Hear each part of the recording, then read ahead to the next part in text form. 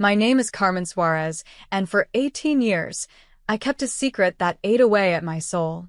The truth about how my husband and his parents threw me out of the house when I was pregnant, believing I was infertile. Now, looking at my daughter in her white doctor's coat, I know every tear was worth it. It all began 18 years ago when I married Eduardo Montero. We were young, in love, and full of dreams. I worked as a nurse at Central Hospital, and he had just joined the family real estate business. His parents, Antonio and Gloria, never approved of our marriage. A simple nurse isn't enough for our son, Gloria would say whenever she could. We need grandchildren to continue the family legacy. For 2 years, we tried to conceive without success. Each month brought new disappointments, and with each failure, the pressure from my in-laws increased. Still nothing. Gloria would ask during family dinners. Perhaps you should see a specialist, Carmen. The problem must be yours.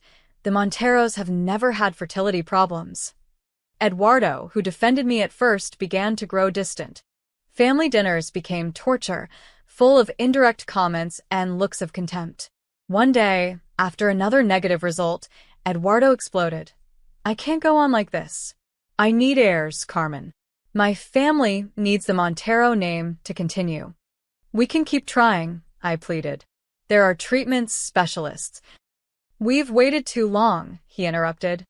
My parents are right. I need a wife who can give me children. That night, I cried myself to sleep. The next morning at the hospital, I fainted during my shift. My friend and colleague, Dr. Laura Santos, insisted on running tests. Carmen, she said with a smile, you're pregnant. I couldn't believe it. After 2 years of trying, it had finally happened. I ran home to give Eduardo the news, but what I found broke my heart. Eduardo was in the living room with his parents and a woman I didn't know. Seeing me, Gloria smiled maliciously. Carmen, good thing you're here. Let me introduce you to Lucia. She'll be Eduardo's new wife. I froze. What? I've made my decision, said Eduardo, not meeting my eyes. The divorce is in process. I need a woman who can give me children. But the words caught in my throat. I'm pregnant. The silence that followed was deafening. Then Gloria laughed. Please, don't be ridiculous. After 2 years, now you're suddenly pregnant? Do you think we're stupid? It's true, I insisted, pulling the test results from my purse. Dr. Santos confirmed it today. Eduardo took the papers, his face paling as he read. But before he could say anything, his father intervened. She probably got pregnant by someone else. Antonio spat. You think we don't know how nurses are with doctors? How dare you? My voice trembled with indignation. This baby is Eduardo's. Get out of my house, Gloria ordered. We won't let you ruin our son's future with a bastard. I looked at Eduardo, hoping he would defend me, believe in me. But he just looked away. It's better if you leave, Carmen. That night, as I packed my things between tears, I made a decision. If they didn't want my baby, they didn't deserve to be part of its life. I moved in with Laura, who offered not just a place to live, but also an opportunity.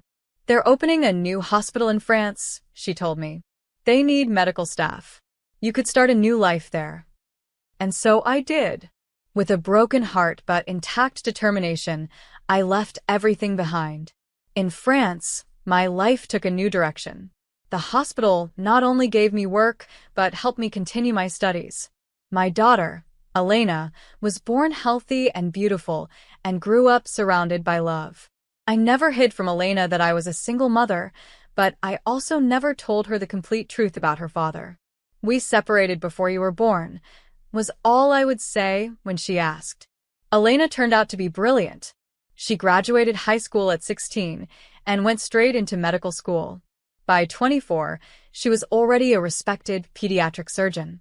Mom, she told me one day, they offered me a special residency in Spain, at Central Hospital. My heart stopped. The same hospital where it all began. Elena, there's something I need to tell you. But she interrupted me with a smile. I already know, Mom. I know who my father is. How? I did my own research. Eduardo Montero, right? I looked him up online. His real estate company went bankrupt 5 years ago. He's working as a salesman at a small real estate agency. I sat down, feeling the weight of 18 years of secrets. I'm sorry. I should have told you sooner. Don't apologize, Mom. I understand why you kept it secret. But now I want him to know who I am. I want him to see what he lost. And so, 18 years later, we returned to Spain. Central Hospital had changed little. Elena quickly integrated into the surgical team, earning her colleagues' respect with her skill and dedication.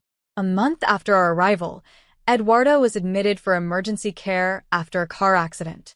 Nothing serious, but he needed minor surgery. And Elena was the surgeon on duty. I was in the waiting room when I saw Gloria and Antonio. They had aged, but their arrogance remained intact. They didn't recognize me at first. "How is our son?" they asked Elena when she came out to give the report. "Stable," she responded professionally. "The surgery was a success." "Thank God," Gloria sighed. "You're very young to be a surgeon. What's your name, dear?" Elena looked at me, and I nodded slightly. It was her moment. "Dr. Elena Suarez Montero," she said clearly. "And I think we have a pending conversation about why you rejected your granddaughter before she was born." The color drained from their faces. Gloria swayed, and Antonio had to support her. "Carmen," she whispered, finally recognizing me. "It can't be." "Oh, but it is," said Elena. "You know, I always wondered why my mother never spoke ill of you. Now I understand she didn't need to. Your actions speak for themselves."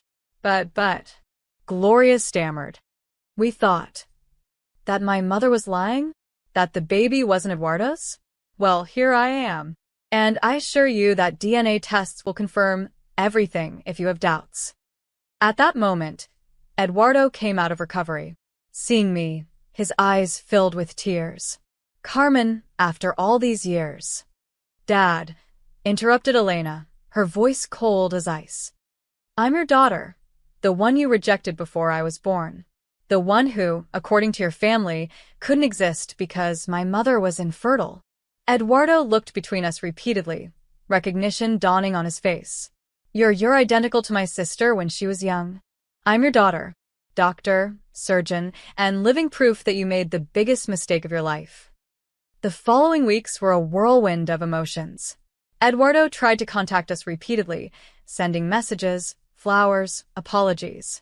Gloria and Antonio showed up at the hospital with expensive gifts, trying to buy the forgiveness they thought money could get. "I don't want anything from you," Elena told them. "My mother gave me everything I needed. Love, education, values. Things money can't buy." One afternoon, while we were having coffee in the hospital cafeteria, Eduardo approached our table. He looked aged, defeated. "Carmen, Elena, please. I need you to listen." Elena looked at me, waiting for my reaction. I nodded slightly. "You have 5 minutes," she said. "I've lived with this remorse for 18 years, Eduardo began. "After you left, Carmen, I discovered that Lucia couldn't have children. The irony didn't escape me. My parents insisted we keep trying, but after 5 years, she left me for another man." "Karma," murmured Elena. "The family business went bankrupt because I made bad decisions trying to fill the void I felt. I lost everything. My marriage, my money, the community's respect. But what hurts most is having lost the chance to watch my daughter grow up." "That was your choice," I replied softly. "You chose to believe the worst about me instead of trusting your wife." "I know. And I'm so sorry. Elena, you're everything I ever dreamed of in a daughter. Intelligent, successful, strong. Like your mother." Elena stared at him. "You know what's saddest? That everything I am is thanks to her. The woman you discarded as if she were worthless raised me alone, worked hard to give me an education, and never, not once, spoke ill of you. She let me form my own opinion about the father who abandoned me." Eduardo lowered his head, tears falling onto the table. "I don't expect you to forgive me," he finally said. "I just wanted you to know how much I regret what I did, and how proud I am of the woman you've become, Elena, thanks to your mother." He stood to leave, but Elena stopped him. "Dad, It was the first time she'd called him that. Eduardo froze. You can't get back the last 18 years. But if you really want to be part of our lives, you'll have to earn it. And that includes keeping your parents away until they prove they've changed. Whatever it takes, he responded with a trembling voice. Whatever it takes. The following months were about adjustment. Eduardo kept his word, establishing clear boundaries with his parents. Elena, while maintaining professional distance, allowed him small moments of connection. Gloria and Antonio made one last attempt to buy our forgiveness, offering to put the family house in Elena's name. I don't need your house or your money, she responded. I have something better. A mother who loves me unconditionally and the satisfaction of having earned each of my achievements on my own merit. Watching them leave, defeated and ashamed, was a bittersweet victory. I felt no joy in their humiliation, but rather a deep gratitude for the path life had forced me to take. One day, while Elena was performing a particularly difficult surgery, I ran into Laura, my old friend, now the hospital director. You know, she said, watching Elena through the operating room window. That day, when we discovered your pregnancy, I never imagined that little life would become one of our best surgeons. I did, I replied with a smile. From the moment I held her in my arms, I knew she was destined for great things. Do you regret not telling them the truth sooner? I thought about the last 18 years, the nights of study, the sacrifices, the shared joys, the unconditional love between mother and daughter. No. They weren't ready to be her family then, and she didn't need them. Everything happened exactly as it should have. Elena came out of surgery successful, as always. Seeing us, she smiled. Family lunch. Of course, I replied. Should we invite your father? She thought for a moment. Yes, I think he's earned it. Besides, I want him to hear about my latest research. I'm working on an innovative treatment for infertility. The irony made us both laugh. As we walked to the cafeteria, I observed my daughter with pride. Strong, brilliant, compassionate, everything her grandparents said she couldn't be for being the daughter of a simple nurse. Sometimes, life's best gifts come disguised as rejections and losses. My infertility gave me the freedom to raise an extraordinary daughter away from toxicity and prejudice. And now, 18 years later, that same daughter was changing lives and breaking stereotypes, one patient at a time. Mom, Elena pulled me from my thoughts. Thank you for everything. For what, my love? For being strong when everyone turned their backs on you. For believing in me before I existed. For showing me that a person's true worth isn't in their last name or bank account, but in their actions. I hugged her tight, feeling that the circle was finally closing.